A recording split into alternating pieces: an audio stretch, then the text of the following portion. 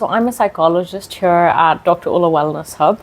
I specialize in anxiety disorders, eating disorders, and relationship difficulties.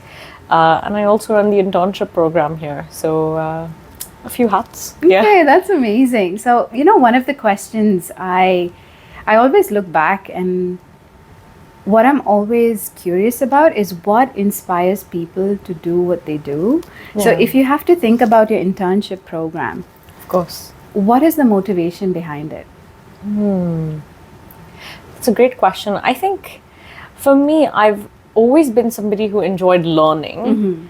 And I think when I was in high school, I realized that when I was able to get a concept, and understand it really well for myself, that I really wanted to share that with other people.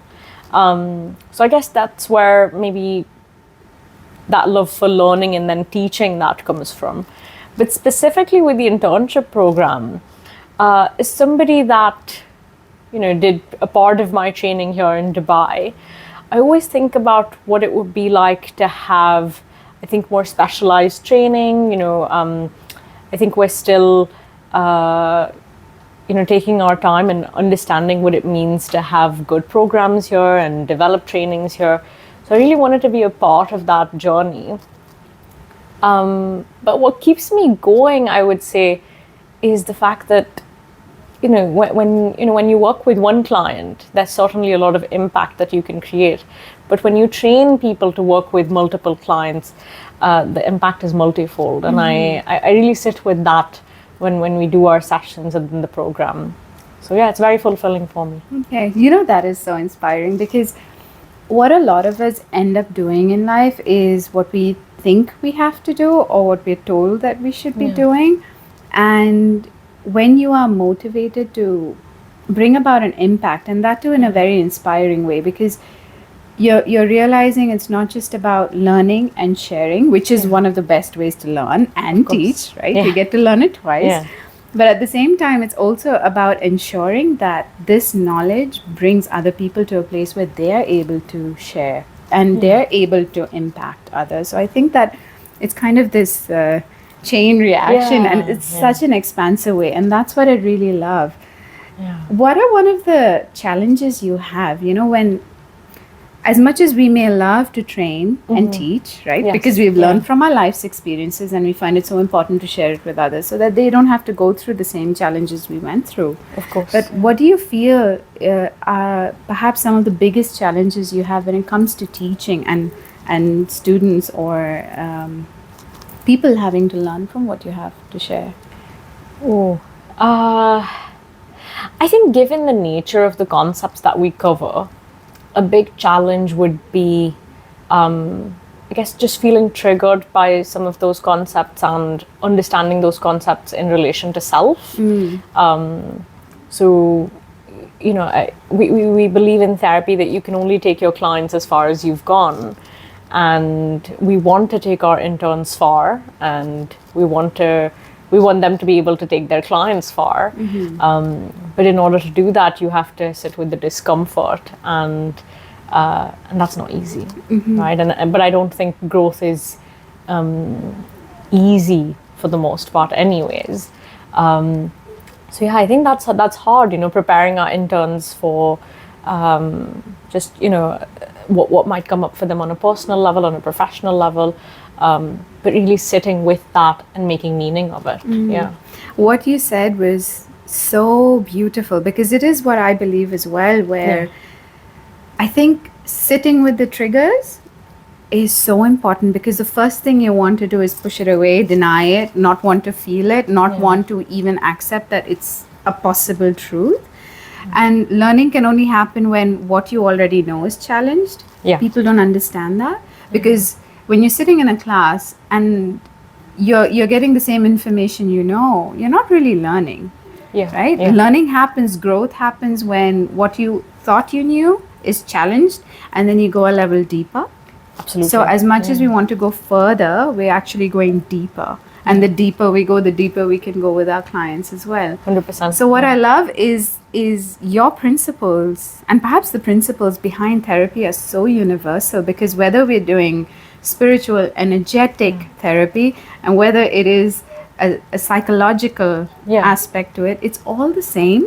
Definitely. Right? And I think our journey as therapists is also to reach a place where we don't get triggered by people's story. And that is our journey, right? Yeah. To be so neutral when you hear a similar story you've been through, traumas that you've been through, but it's not pushing your buttons, not your triggers anymore, because you've moved past it.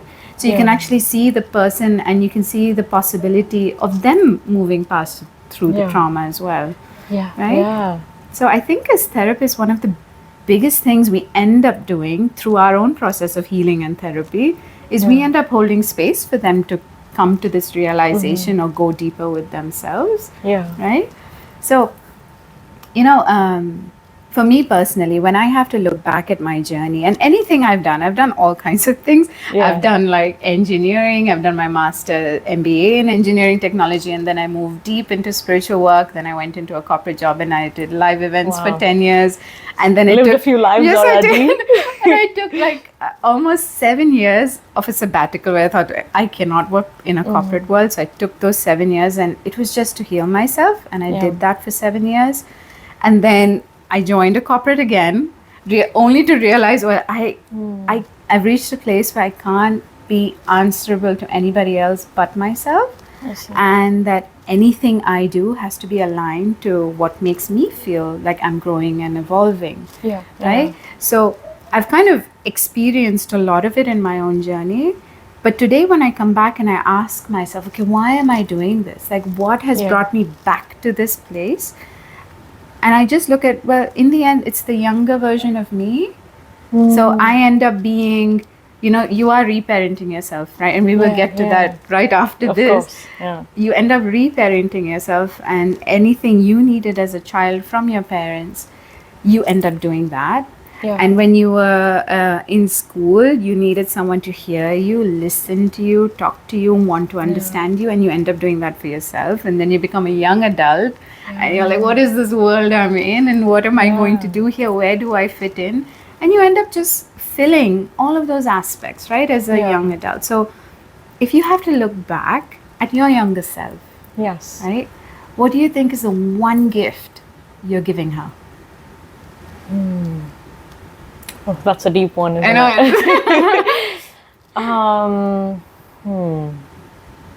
Anything that comes to the top of your head, like. I think the gift would be to put in the time into things that really fulfill me. And that doesn't just have to be, time that is given to self, but also time to other people. I think a combination of that. I think a lot about how, as adults, to some extent, we have a lot more control in our lives than we might as children or teenagers. And what does that really mean to have that sense of control? Because it's a lot of responsibility, but it's also then, I think, freedom in some ways to do what you really want to do. So yeah, maybe just I think time to do things that are more fulfilling. Well, that's wonderful. Yeah.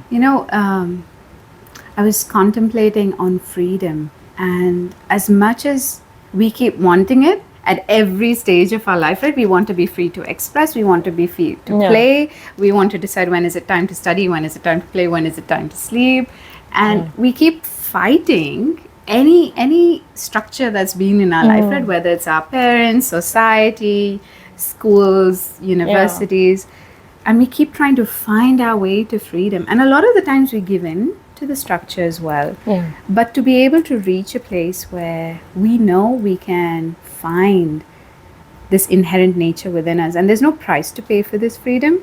Because I think freedom and creativity come together. Certainly. So you can find it in your mind, and you can be so free, and you can be free in your body and your emotions. So I've been contemplating a lot on freedom and how it indeed is such a huge responsibility, because you're being fully responsible for yourself, right?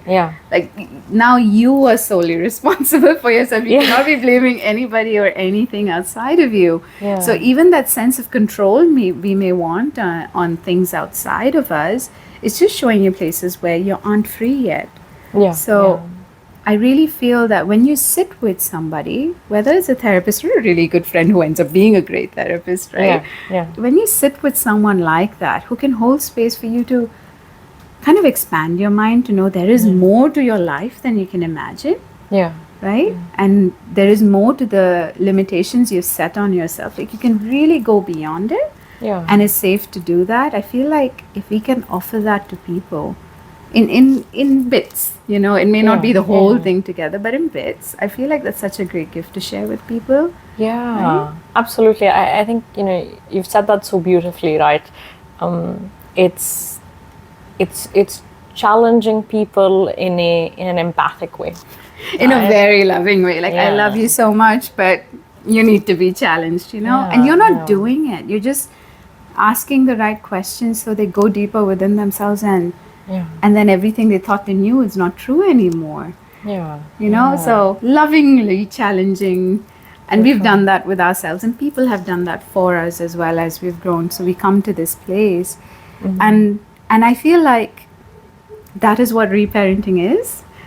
Do you feel like all of therapy, I know it's not fair to put it all under one umbrella, but do you feel like a lot of what we do in therapy is essentially reparenting? I think certain aspects of it can be, for sure. If we look into specific types of therapy, yes, a majority of that would be more reparenting. So if we look into attachment-based psychotherapy, we do believe that the therapist, in a lot of ways, is changing that first kind of blueprint of that relationship between caregiver and child, which then becomes their new blueprint that they, you know, use to form other relationships. But yeah, you know, when we think of the simple aspects of therapy, like, you know, having a kind of consistent schedule and when we see a client, or making sure that that environment is predictable for them. So trying to see a client in the same room every week, or in the same space. You know, when we bring that kind of predictability and consistency to their life, we help them feel safe with us. And that's what they're looking for from a parent as well in childhood.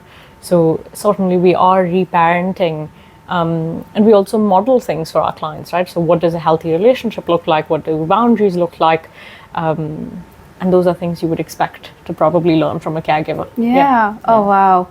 You know, and I think what you said was essentially, as whether we're playing therapist, whether we're playing the good friend, whether we're playing someone who genuinely cares for an individual, we end up holding space, a safe space, right? For people to feel safe to open up. And you're not pushing, prodding, you're just ensuring that the environment feels safe, you are safe.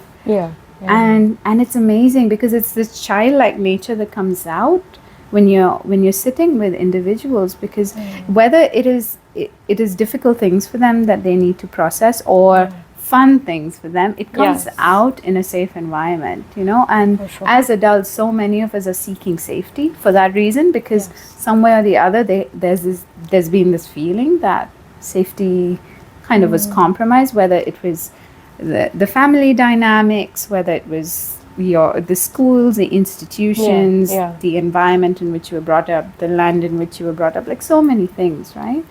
And I feel in offering that to adults, we're essentially offering it to their inner child. Certainly. And that is such a, I mean, I keep saying this, I know, but it's such a great gift to share with the world. Right?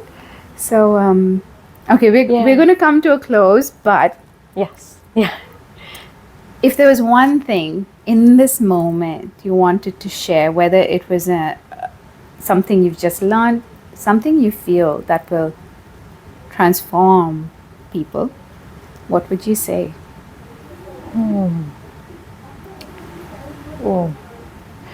I think if I think about the day-to-day and the way that we live our lives, we live so much of our lives on autopilot. And even taking, you know, kind of 15 or 20 minutes out in a day to really reflect on what we do, why we think a certain way, why we feel a certain way, be it through journaling, be it through, talking it out. I think that can have so much power in just recognizing that, maybe the autopilot isn't working for us sometimes, and sometimes it does, but it's about knowing what's really going on there. Yeah. So you're essentially saying sit with it.